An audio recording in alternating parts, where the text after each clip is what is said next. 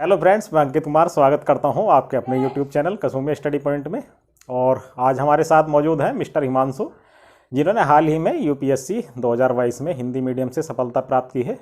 आज हम उनसे बात करेंगे और जानेंगे कि किस तरह से उनका मन बना यूपीएससी की तैयारी करने का और क्या क्या रणनीति रही उनकी, उनसे अब बात करेंगे। आज सबसे पहले तो मिस्टर हिमांशु को बहुत बहुत शुभकामनाएँ यूपीएससी में सिलेक्शन के लिए। तो मैं जानना चाहूँगा और जो तमाम दर्शक आपको देख रहे हैं कि क्या रणनीति रही, क्या प्रीलिम्स के लिए रणनीति रही आपकी और क्या मेंस के लिए रही, और कहाँ से आपका मन बना, क्या आपका फैमिली बैकग्राउंड है, उस थोड़ा सा मैं जानना चाहूँगा। क्या आपका थोड़ा सा परिचय हो जाए। सबसे पहले तो सभी को धन्यवाद सुनने वालों के लिए। जहाँ तक मेरी बात है, मेरा थोड़ा सा परिचय ये है कि मेरा नाम हिमांशु है, जैसा कि अभी बताया।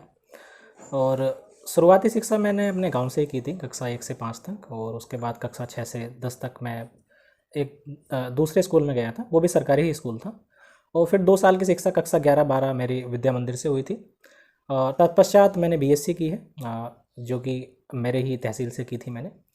2018 में कंप्लीट करने के बाद मेरा शुरुआत में विचार हालांकि ये था कि मैं एमबीबीएस की तैयारी करूं, लेकिन मेरा बाद में मन बदल गया और मैं यूपीएससी की तैयारी के लिए उन्मुख हुआ। तो उसके बाद मैंने 2018 में तैयारी शुरू की थी और 2019 में मैंने पहला अटैम्प्ट दिया था, और ये मेरा कुल मिला के चौथा प्रयास था 2022 का, जिसमें मेरा चयन हुआ है। और फाइनली काफ़ी अच्छा लगा कि मेरा कुल मिलाकर चयन हो गया। हालांकि मैं अभी भी तैयारी कर रहा हूँ, तो देखते हैं आगे क्या होता है। बहुत बहुत शुभकामनाएं आपको इस सब के लिए, इस सफलता के लिए। और जैसा कि हमने सुना है कि वर्ष 2021 में आप यूपीपीएससी से नायब तहसीलदार के पद पर भी आपका चयन हुआ था, तो उसके बारे में थोड़ा सा आप बताइए कि आपने यूपीपीएससी में जो एग्ज़ाम दिया है और तहसीलदार के पद पर आपकी ट्रेनिंग भी चल रही है, तो वो एक्सपीरियंस कैसा रहा। 2021 में मेरा उत्तर प्रदेश लोक सेवा आयोग में चयन हुआ था नायब तहसीलदार के पद पे, और फिलहाल मेरी उसमें ट्रेनिंग भी चल रही है।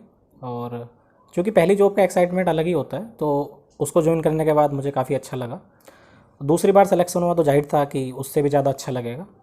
और अब हालांकि मुझे रिज़ाइन करना है, तो ये भी एक डिफरेंट एक्सपीरियंस है कि आप इतनी यंग एज में लग जाते हो और एक जॉब को रिज़ाइन करने का मौका मिल रहा है। तो कुल मिला के काफ़ी अच्छा एक्सपीरियंस रहा। वहाँ पे ट्रेनिंग मैंने की है लगभग 1.5 से 2 महीने। वो भी काफ़ी मेरा अनुभव एक प्रकार से डिफरेंट एक्सपीरियंस था। कुछ लाइफ के कुछ अच्छे पहलू जानने को मिले वहाँ, कुछ अच्छे दोस्त भी बने वहाँ। तो कुल मिला के काफ़ी अच्छा एक्सपीरियंस रहा। एक सवाल मेरा आपसे ये रहेगा, जैसे आपने एक इंटरव्यू यूपीपीएससी में दिया होगा और उसके बाद आपका फिर यूपीएससी में इंटरव्यू था, तो क्या यूपीपीएससी का जो पहले इंटरव्यू था उससे आपको कोई हेल्प मिली।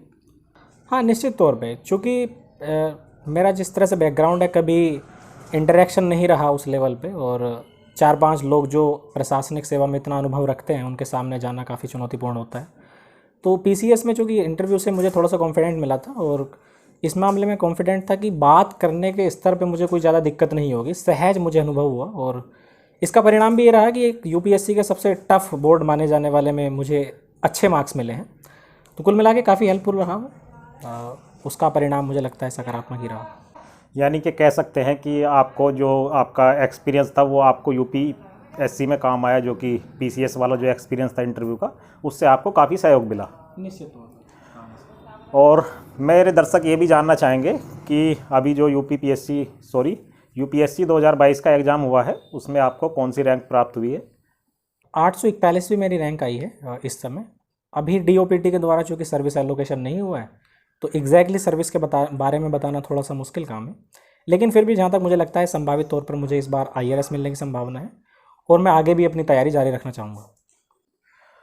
तो मैं दर्शकों के लिए ये जानना चाहूँगा, जैसे आपका यूपीएससी का सफ़र रहा, उसमें कहाँ से जो नए स्टूडेंट हैं वो कहाँ से अपनी शुरुआत कर सकते हैं, और क्या उनके लिए मैसेज रहेगा कि प्रीलिम्स कहाँ से स्टार्ट करें, मेंस कहाँ से स्टार्ट करें, और इंटरव्यू की प्रिपरेशन कैसे करें। तो सबसे पहले मैं जानना चाहूँगा प्रीलिम्स के लिए। हाँ, प्रीलिम्स सबसे महत्वपूर्ण और आजकल तो ये कहें कि सबसे ज़्यादा चुनौतीपूर्ण स्टेज बन गया है, जिस हिसाब से क्वेश्चन पूछे जा रहे हैं। जहाँ तक तैयारी का मामला है, तो मुझे लगता है कि सबसे शुरुआती स्तर एनसीईआरटी के लेवल पर हो सकता है। जैसे मेरा खुद का बैकग्राउंड कभी ह्यूमैनिटीज़ का नहीं रहा, तो मेरे लिए काफ़ी मुश्किल था कि मैं डायरेक्टली यूपीएससी के लेवल पे तैयारी शुरू कर दूँ, क्योंकि वो सिलेबस अपने आप में इतना बड़ा है जिसको देख कर डर लग सकता है किसी को भी।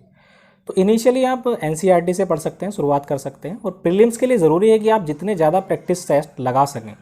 आप कोई भी टेस्ट सीरीज ज्वाइन कीजिए पर्टिकुलर किसी भी कोचिंग की, दिल्ली में बहुत सारी कोचिंग है ऐसी, और उसको लगाते समय आप ये भी ध्यान रखिए कि सिर्फ आप पढ़ें ना उसको, उसका एक्सप्लेनेशन भी आप साथ में देखें। तो उससे आपको बहुत हेल्प मिलेगी। और जब भी आप जिस ईयर भी एग्ज़ाम दें तो कोशिश करें आप 30-40 टेस्ट सीरीज आराम से लगा लें।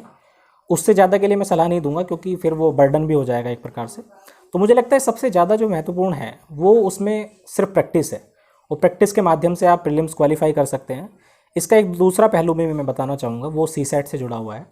जिनका बैकग्राउंड गणित नहीं है तो मुझे लगता है कि उनको थोड़ा सा मेहनत करने की ज़रूरत है, और वो 3-4 महीने यदि पर्टिकुलर सीसेट को देंगे तो उसमें काफ़ी आसानी होगी, क्योंकि सीसेट पिछले 3-4 सालों से काफ़ी जटिल रहा है, और बहुत अच्छे स्टूडेंट्स भी सीसेट की वजह से प्रीलिम्स क्वालिफाई कर नहीं कर पाए, उनके अटेम्प्ट्स भी ख़त्म हो गए। इसलिए बेहतर है कि प्रीलिम्स के लिए सीसेट और जीएस दोनों पे ही बराबर फोकस करने की ज़रूरत है। जैसा कि अभी सुनने में आया, हाल ही में जो 2023 का एग्ज़ाम हुआ है उसमें काफ़ी टफ था सीसेट, क्या ऐसा ही है? हाँ, निश्चित तौर पे 2023 का जो सीसेट का पेपर था वो पिछले सालों के कंपैरिजन में यदि देखा जाए तो काफ़ी टफ था और काफ़ी मुश्किल था। वो जो बैकग्राउंड से नहीं है मैथमेटिक्स के, उनके लिए काफ़ी मुश्किल रहा है। तो इसमें कोई दो राय नहीं है कि वो इस बार का जटिल है, लेकिन मुझे लगता है कि इसमें यूपीएससी को कहीं भी दोष देने की आवश्यकता नहीं है, क्योंकि वो अपने आप में इतना प्रतिष्ठित एग्ज़ाम है। तो हमें अपनी तैयारी को उस लेवल पे अपग्रेड करने की ज़रूरत है, ताकि हमें वो अपने आप में एक बर्डन ना लगे।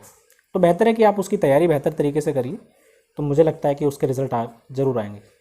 एक सवाल मेरा आपसे पूछने से ये रह गया था कि आपको यूपीएससी की तैयारी करने की प्रेरणा कहाँ से मिली, और कहाँ से आपका मन बना कि आपको यूपीएससी की तैयारी करनी चाहिए? एक स्पेशल अंक आता था उड़ान करके, उसमें आसपास के क्षेत्र के जो यूपीपीसीएस या फिर यूपीएससी में सेलेक्ट हुए स्टूडेंट्स हैं उनका इंटरव्यू आता था। तो उनको जानने से मुझे पता लगा कि क्या ये पीसीएस एग्ज़ाम होता है और किस तरह से इसकी प्रोसेस होती है, क्या उनका वर्क फील्ड होता है। तो मुझे काफ़ी वो रोचक लगा उस समय कि इससे डीएम बनते हैं या फिर इससे एसडीएम बनते हैं। तो वो पहला मैं कहूँगा कि एक प्रकार से प्रेरणा स्रोत था, कि जहाँ से मुझे पता लगा कि ये भी कोई एग्ज़ाम होता है, और वहीं से मेरा मन बन गया था कि मैं यूपीएससी की तैयारी करूँगा। यानी कि आपको जो उड़ान एक अलग से अंक आता था न्यूज़पेपर में, आपने वहाँ पे देखा कि एसडीएम और डीएम किस तरह से बनते हैं, और वहाँ से आपको लगा कि यहाँ पे एक तैयारी अगर की जाए अच्छे से तो हम भी पहुँच सकते हैं। तो वहाँ से आपका कह सकते हैं कि फाइनली आपने डिसाइड किया कि आपको यूपीएससी की तैयारी करनी चाहिए। बिल्कुल। और प्रीलिम्स का हमने आपसे पूछ ही लिया था। अब मैं जानना चाहूँगा कि मेंस के लिए क्या रणनीति रहनी चाहिए, और किस तरह से स्टूडेंट मेंस के लिए अच्छे से तैयारी कर सकते हैं, जिससे कि उनको जो कि काफ़ी ठीक ठाक वर्ड लिखने होते हैं, लगभग 1200 वर्ड का एक क्वेश्चन लिखना होता है, तो उसके लिए किस तरह से वो प्रैक्टिस करें और क्या रणनीति उनकी होनी चाहिए? मेंस इस पूरी परीक्षा में सबसे ज़्यादा महत्वपूर्ण स्टेज है, और मुझे लगता है कि 1750 नंबर का जो मामला है वो मेंस से ही तय होता है। और उसमें अगर आप बात करें, मैं पर्टिकुलर पेपर की बात करूं, तो 4 पेपर जो जीएस के होते हैं उनमें आप कोशिश ये करें कि प्रत्येक टॉपिक का अलग से एक नोट्स हो आपके पास, पर्टिकुलर 1 या 2 पेज का, जिसको आपको रिवाइज़ करने में काफ़ी आसानी हो। उदाहरण के लिए यदि मैं कहूँ पेपर 3 की बात, तो वहाँ पे इकोनॉमी के जितने भी टॉपिक्स हैं आप पहले ही उनके डेफिनेशंस और जो संबंधित डेटा हैं या फिर रिपोर्ट्स हैं उनको लिख लें। इंटरनल सिक्योरिटी में भी आप ये कर सकते हैं कि पर्टिकुलर जो 25-30 टॉपिक हैं वो उनकी आप एक लिस्ट तैयार कर लें और उनका एक पर्टिकुलर नोट्स तैयार कर लें आप। तो जीएस में आपको सबसे ज़्यादा महत्वपूर्ण जो काम करना है वो यही है कि प्रत्येक टॉपिक्स के आपके पास एकदम क्रिस्प नोट्स होने चाहिए, जो एग्ज़ाम टाइम में आप जल्दी से आप रिवाइज़ करके उसको लिख सकें। क्योंकि एग्ज़ाम में इतना टाइम नहीं होता हमारे पास कि हम बहुत मोटी मोटी बुक एकदम पढ़ लें। टाइम बहुत कम होता है और उसमें बहुत सारी चीज़ें आपको पढ़नी होती हैं। तो रिवाइज़ करने के लिए सबसे ज़्यादा ज़रूरी है कि आप छोटी छोटी चीज़ों के नोट्स बनाएं, और नोट्स भी बहुत बल्कि ना हो, एकदम टू दी पॉइंट्स नोट्स हों आपके, वो आपके काम आए और तो ज़्यादा बेहतर है। दूसरी बात मैं कहना चाहूँगा ऑप्शनल के स्तर पे, ऑप्शनल इस पूरी परीक्षा में सबसे ज़्यादा महत्वपूर्ण है। और मैं खुद का अगर एक्सपीरियंस बताऊँ तो मेरे लिए भी काफ़ी वो एक प्रकार के बुरा सपना था जहाँ मुझे ऑप्शनल में नंबर नहीं मिल रहे थे। तो मुझे लगता है कि ऑप्शनल की आपके पास पर्टिकुलर स्ट्रेटजी होनी चाहिए कि किस प्रकार। और दूसरी बात, ऑप्शनल चैन उससे पहले आप ऑप्शनल चेंज या फिर मैं यूँ कहूँ कि आपको किस प्रकार से चयन करना है। आपको इस बात पे फोकस करना है कि किस में आपका इंटरेस्ट है, उसी सब्जेक्ट को आप लें, और जिसमें आपका इंटरेस्ट है उसके हिसाब से आप देखें कि उसमें मार्क्स भी कितने आ रहे हैं। तो कुल मिला के मामला सिर्फ रुचि का ही नहीं है, मामला ये भी है कि उसमें आप कितने अंक ला सकते हैं, और उसके माध्यम से आप पता करें और फिर आप चुनाव करें कि कौन सा ऑप्शनल आपके लिए बेहतर होगा। और चुनाव करने के बाद मुझे लगता है कि आप पर्टिकुलर उसके अच्छे से नोट्स बनाएं। नोट्स बनाने की बात के बाद यदि बात करूं तो आप एक टेस्ट सीरीज के माध्यम से लगातार आंसर राइटिंग करते रहें। मेरे ख्याल से मेंस में सबसे ज़्यादा महत्वपूर्ण यही होता है कि आप आंसर राइटिंग कितनी बेहतर तरीके से कर पाते हैं। कुल मिला के वहाँ पर एक क्वेश्चन को 7 से 8 मिनट में लिखना होता है, और लिखने के लिए ज़रूरी है आपने पहले प्रैक्टिस की हो। तो जितनी ज़्यादा प्रैक्टिस करेंगे मुझे लगता है उतना ही आपको ज़्यादा एज मिलेगा इस पूरे एग्ज़ाम में। तीसरा जो महत्वपूर्ण पक्ष है मेंस या मुख्य परीक्षा का, वो है एस्से को लेके। एस्से को लेके आप पिछले 15-20 साल के एस्से एक बार एनालाइज करें यूपीएससी में, जो जो पूछे हैं, और उनके आधार पे आप अपने एकदम क्रिस्प नोट्स बनाएं इस मामले में कि एक पर्टिकुलर टॉपिक जैसे फिलोसफी के एस्से हैं तो उसमें जो महत्वपूर्ण विचारक हैं, कुछ दार्शनिक हैं, उनके आप कोट्स याद कर लें पहले से ही, ताकि एग्ज़ाम टाइम में आप उनको बेहतर तरीके से लिख पाएँ, अच्छे से प्रेजेंट कर पाएँ। और 10-15 ऐसे एग्ज़ाम से पहले लिख लें तो मुझे लगता है कि काफ़ी सहायता मिल जाएगी। और मैं जानना चाहूँगा, जैसे ऑप्शनल की बात आपने की कि ऑप्शनल एक महत्वपूर्ण भूमिका निभाता है फाइनल सिलेक्शन के लिए, तो कौन सा सब्जेक्ट ऑप्शनल में ज़्यादा बेहतर रहेगा और क्या आपका सब्जेक्ट था ऑप्शनल?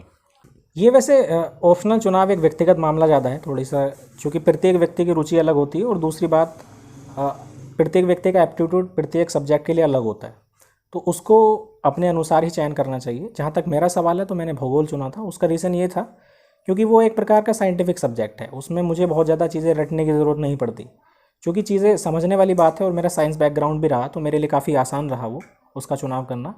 हालांकि मैं ये भी कहूँगा कि सिर्फ आप ईजी के माध्यम से ना देखें कि किस में आपको आसान पड़ रहा है, ये भी देखें कि किस में मार्क्स अच्छे आ रहे हैं।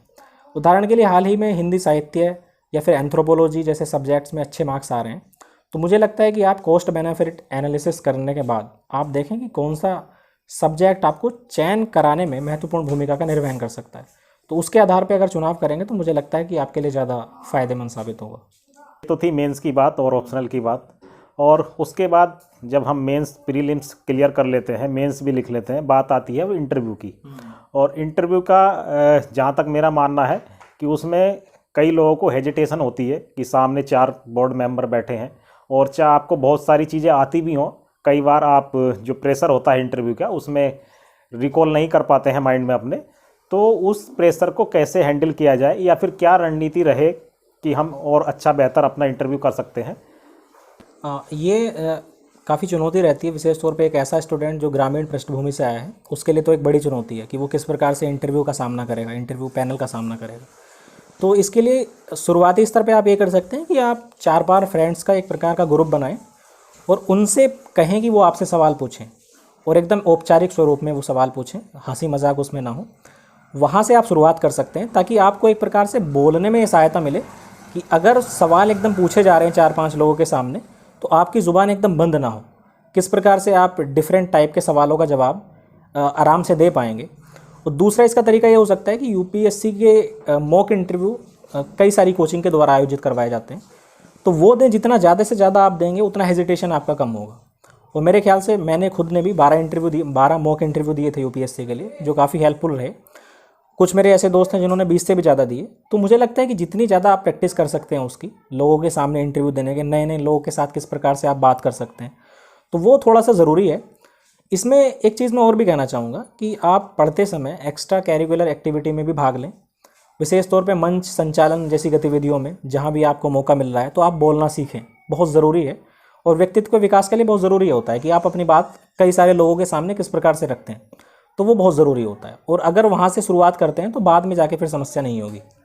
कहने का मतलब ये है, चाहे तो वो प्रीलिम्स की बात हो, चाहे मेंस की बात हो, चाहे इंटरव्यू की बात हो, मतलब प्रैक्टिस और निरंतरता बड़ी ज़रूरी है। बहुत ज़रूरी। और जिस तरह से हम देखते हैं कि आपने जो अभी जिक्र किया मॉक इंटरव्यू का, तो मैं अपने दर्शकों के लिए जानना चाहूँगा, जो आपने कहा कि दिल्ली में मॉक इंटरव्यू जो कोचिंग संस्थान है वो कराते हैं, तो क्या उसके लिए कोई फ़ीस वीस लेते हैं या फिर फ्री ऑफ कॉस्ट होता है? जनरली सामान्यतः कोचिंग्स मॉक इंटरव्यू की फ़ीस नहीं लेते, लेकिन कुछ ऐसे इंस्टीट्यूट हैं जो फ़ीस भी लेते हैं। हालांकि वो जब फ़ीस लेते हैं तो कुछ ऐसी चीज़ें भी करवाते हैं जो बाकी नहीं करवाते। उदाहरण के लिए कुछ कोचिंग ऐसी हैं जो कि करंट अफेयर्स का मटेरियल प्रोवाइड कराती हैं, जो इंटरव्यू के संभावित प्रश्न हैं वो उनको भी प्रोवाइड करवाते हैं। तो अपनी अपनी कोचिंग का अलग अलग वहाँ पे प्रावधान है, तो कुछ कोचिंग्स फीस लेती हैं, कुछ नहीं लेती। कहने का मतलब ये है कि मैक्सिमम तो ऐसे हैं कि वो जो बच्चे मेंस क्वालिफाई कर जाते हैं उनकी हेल्प करने के लिए मान सकते हैं कि वो कोचिंग सेंटर उनकी हेल्प करना चाहते हैं कि वो अपना इंटरव्यू अच्छे से दे सके, और उसकी तैयारी वो कराते हैं। हाँ बिल्कुल। और उसके बाद जैसा आपने कहा कि वहाँ मॉक इंटरव्यू की तैयारी हो गई, और उसके बाद भी कुछ शंकाएं दर्शकों के मन में रहती हैं कि हम यूपीएससी में जा रहे हैं तो हिंदी मीडियम का रिजल्ट कम रहता है और इंग्लिश मीडियम का ज़्यादा रहता है, तो उसमें क्या आप कहना चाहेंगे? हाँ, पिछले कुछ सालों में ये ज़रूर रहा है कि मतलब मीडियम का एक बहुत बड़ा डिफरेंस क्रिएट हुआ है, लेकिन मुझे लगता है कि ये मामला यूपीएससी की प्रणाली से संबंधित नहीं है, बल्कि एक प्रकार से स्टूडेंट के पैटर्न को भी देखने की बात है। क्योंकि ये आजकल ये देखा जाता है कि मैक्सिमम लोग अंग्रेज़ी मीडियम से ही पढ़ रहे हैं, और यूपीएससी देने वालों में भी बहुसंख्यक लोग वही हैं जिनका मीडियम अंग्रेज़ी है। तो जाहिर तौर पर इसका रिज़ल्ट पे भी प्रभाव दिखता है, चूँकि ज़्यादा लोग इंग्लिश मीडियम से ही परीक्षा दे रहे हैं तो रिज़ल्ट भी इंग्लिश मीडियम का ही आ रहा है। तो इसको भेदभाव के रूप में ना देखकर मुझे लगता है कि उस प्रणाली के तौर पे देखा जाना चाहिए जो इस समय समाज में ट्रेंड देखने को मिलता है कि सभी लोग चूँकि अब अंग्रेज़ी से ही पढ़ रहे हैं तो रिज़ल्ट भी वहाँ पे अंग्रेज़ी से ही आ रहा है। हाँ, ये बात ज़रूर है कि कुछ अतिरिक्त चीज़ें हिंदी मीडियम वालों को सामना करना पड़ सकती हैं, मतलब जिनको आप बाधा कह सकते हैं। जैसे कि आंसर राइटिंग के स्तर पर यदि मैं कहूँ तो एक प्रकार की एवरेज स्पीड हिंदी में थोड़ी सी कम होती है। दूसरी बात यह है कि मात्रा लगाने में और वर्तनीय शुद्धि के मामले में देखा जाए तो थोड़ी सी समस्या आती है, क्योंकि वहाँ पे आपको एक बिंदी भी वर्तनीय शुद्धि का कारण हो सकती है। तो वो, लेकिन अगर आप लगातार प्रैक्टिस करेंगे तो वो बहुत बड़ी बाधा नहीं है। तो मुझे लगता है कि मीडियम को दोष देने के बजाय हमें अपनी मेहनत पे ज़्यादा फोकस करना चाहिए, उससे आपको रिज़ल्ट जल्दी देखने को मिलेंगे और सिलेक्शन भी ज़रूर होगा। मसला चल रहा है वो उतना नहीं है, क्योंकि बहुसंख्यक जो स्टूडेंट हैं वो इंग्लिश मीडियम वाले हैं। हिंदी मीडियम का रिजल्ट इस वजह से भी एक रीज़न ये भी है कि वो संख्या में ही कम होते हैं जो मेंस लिखते हैं या फिर तैयारी करते हैं, तो वो एक डिफरेंस क्रिएट होता है जिसकी वजह से हालांकि बाकी लोगों को ऐसा लगता है कि हिंदी का रिजल्ट कम है। एक रीज़न मुझे लगता है कि ये ही ज़्यादा रहा होगा। कहूँगा अपने दर्शकों के लिए कि अगर कोई इंटर के बाद मन बनाता है कि मुझे यूपीएससी की तैयारी करनी है तो उसकी क्या रणनीति होनी चाहिए, या फिर उसको बीएससी पहले करना चाहिए या फिर बीए करना चाहिए, ये सबसे महत्वपूर्ण क्वेश्चन है। मुझे लगता है कि अगर किसी व्यक्ति ने मन बना लिया कि वो इंटरमीडिएट के बाद तैयारी कर रहा है यूपीएससी की, तो उसके हिसाब से उसको ग्रेजुएशन का चयन करना चाहिए। यहाँ मैं उसको सलाह ये देना चाहूँगा कि अगर यूपीएससी की तैयारी करना चाहता है तो वो ह्यूमैनिटीज़ के सब्जेक्ट लेके बीए करे बजाय बीएससी या फिर बीटेक करने के, क्योंकि वहाँ पर उसको ज़्यादा हेल्प मिलेगी। और साथ ही में वो ये कोशिश करे कि वो एनसीईआरटी अपने लेवल से पढ़े ताकि उसका एक बेस मजबूत हो सके। उसके माध्यम से जब वो पहली बार परीक्षा देगा तो उसे काफ़ी आसानी वहाँ पर होगी। एक बार फिर से शुभकामनाएं। धन्यवाद। और लास्ट में क्या संदेश आप देना चाहेंगे? हाँ, यूपीएससी की तैयारी अपने आप में काफ़ी लंबी तैयारी मानी जाती है, और अगर आपका 1-2 अटैम्प्ट में सिलेक्शन नहीं हो रहा तो इसको बहुत ज़्यादा गंभीरतापूर्वक और निराश होने की आवश्यकता बिल्कुल नहीं है। स्वाभाविक है कि इसमें टाइम लगता है। देश के सर्वश्रेष्ठ टैलेंटेड लोग यहाँ पे एग्ज़ाम दे रहे हैं, तो जाहिर सी बात है, कोई बड़ी बात नहीं कि आप किसी भी स्टेज में यहाँ पर बाहर हो सकते हैं। तो उसको लेके ज़्यादा तनाव ना लें, आप निरंतर मेहनत करते रहें। और दूसरी बात यह है कि आत्मविश्वास बहुत ज़रूरी है, खुद के प्रति आपका कॉन्फिडेंस होना बहुत ज़रूरी है इस पूरी परीक्षा में।